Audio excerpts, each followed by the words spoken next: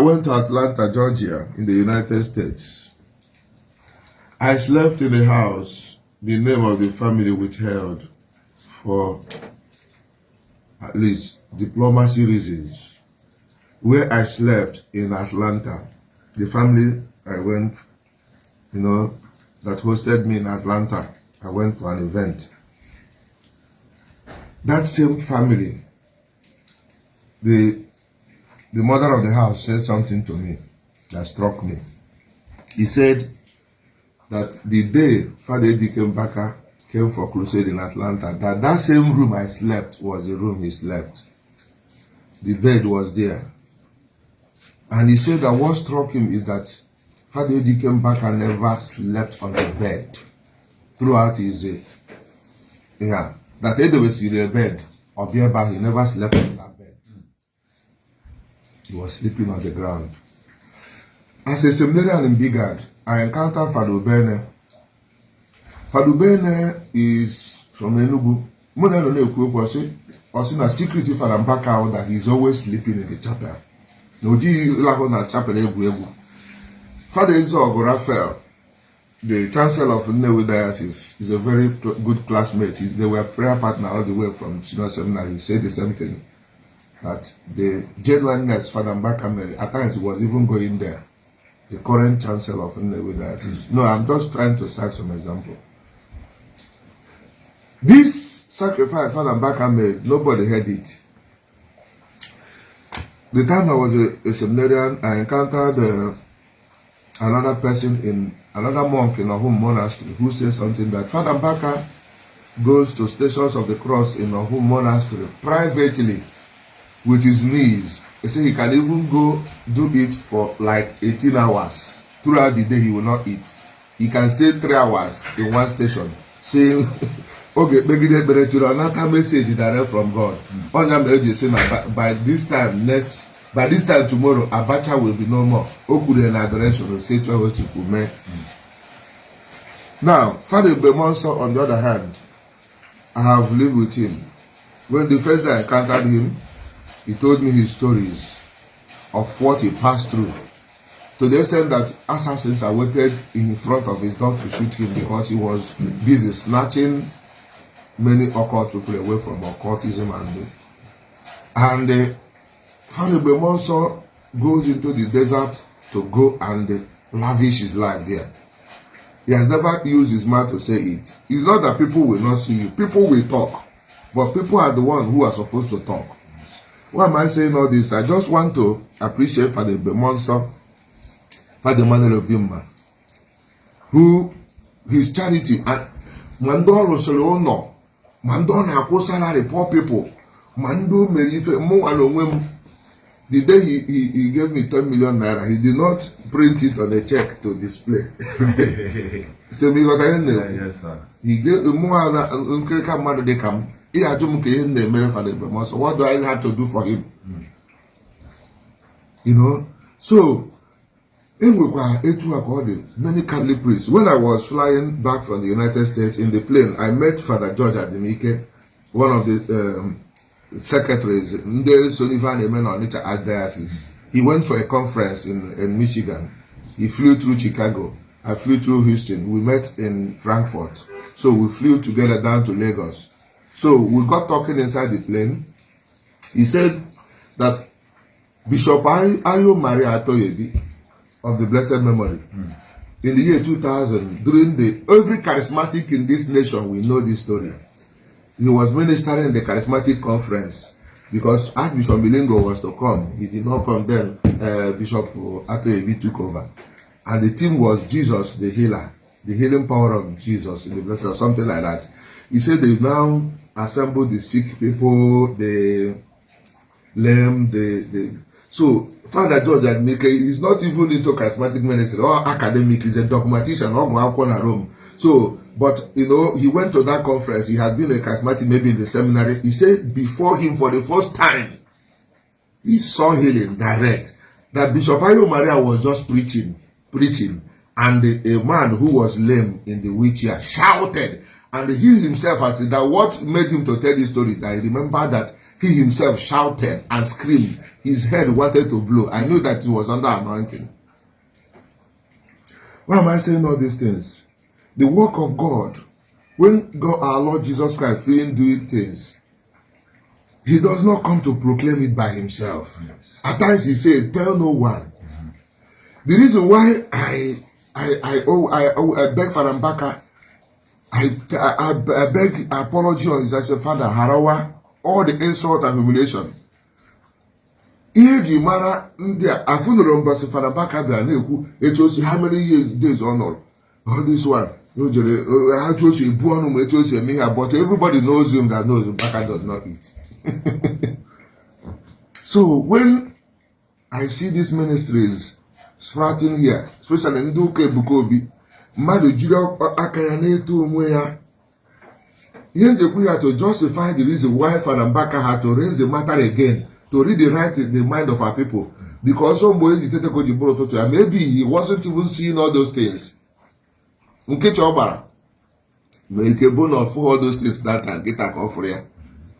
this thing, the rebuke I rebuked the man of God there was a long time ago. So I want to let everybody know that there are priests. These are the example of what I know. There are priests who are making effort that I don't know how to describe it. Sacrifice sacrifice for power. Anyway, sacrifice for love. And anyway, my father, none and not, Abano no Kayoko 3 times and he's still under the tree. My own brother from Fado Nachuku, MSP, worked in Liberia, or this Sudan, South Sudan. For 80 years.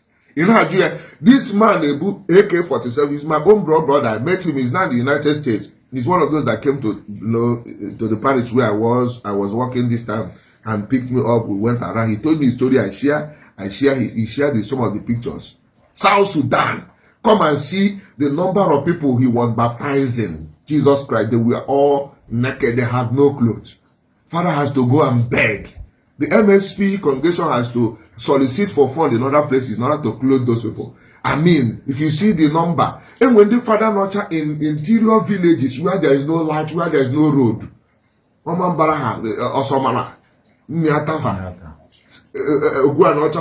places in interior suburb, villages that we are violent, that yet they pay the price. Paying the price, or going away no customers, they retain or customers who will transmit the love of Jesus. Anybody blackmailing the priesthood of Christ for you is just want to destroy you, because the priesthood of Christ is the prolongation of Christ's Paschal mystery, where Christ multiplies himself so that his love for humanity will be perpetual. He did not call us because we are perfect. So anybody using our imperfections or mistake or one priest to generalize and make you begin to see us as idiots. No, Messiah. In what the father ya know in diaspora. Now roar on a community. And we come and we can't let Jacoka. But the mother Jide go for Ejion you fair with $1, split it into 5.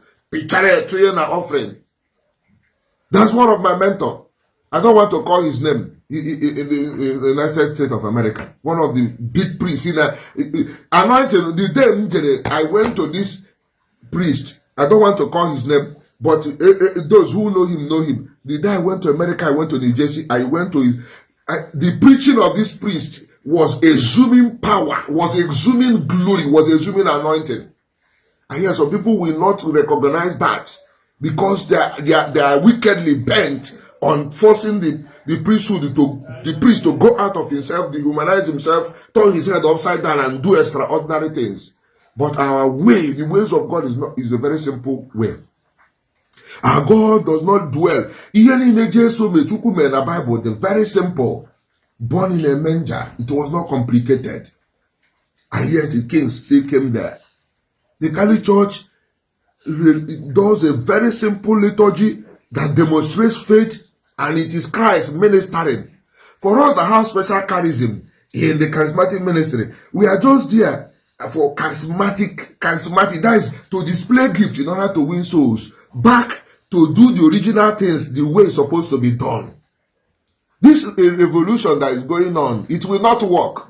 So I'm encouraging our priests, don't be intimidated by anybody because nobody has what it takes. I'm saying it out of passion. I cited example with Father Baka, Father Bemonso, those who break themselves. How much does a Bemonso eat? How much does he even drive any car? How much time does he even have to go out? Can time all these people were in Nigeria now, and that is it. And only half an hour the church takes over. There's no family business, there's no interest. Perfection is only found in God.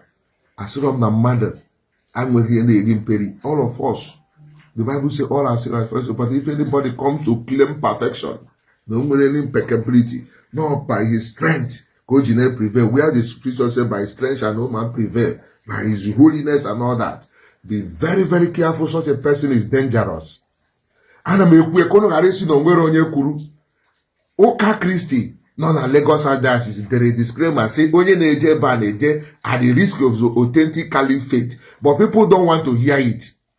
Nkwo ya say gute una na ma fa ma jesi ego as if no ego we can read we go seminary. Agu na egbu nnam mo na ma afọ ọtụtụrụ lacha. Please jide ego gi, hold your money if you don't want to see the truth in what we are talking. But an assurance in the especially in the Anuma Ojulins, especially Moanya June America. Monday, I would defend on of Arab, Hapo, Muhabara, Nata, Nigeria, America, Ebuka Obi. One day, he did the jail, he did the waggy the play now, make it 100 days fast one day, promising the Yiga Joss Narana, Chibo my watch. I'm not causing you, man, no, the hot job they made. He got sick, he had just watch Igan on a Chibo my watch, who can't get Tata. O Juno Casino, Kene, una funande cande for your father, una funoye cande father, una fugo messiah. One do no gan or Anna, Chibon watch. I'm telling you, that's an assurance. Go and mark it. I don't need support to look with when you walk. Waiting this individual. Where is your name? Because you even sorry you emoji so all parents so far display a cover rubbish it was make all work and one you control and empower. You are giving him an economic empowerment and he hold you when they sell with the glory of your children. All of you need to be no more man of an progress.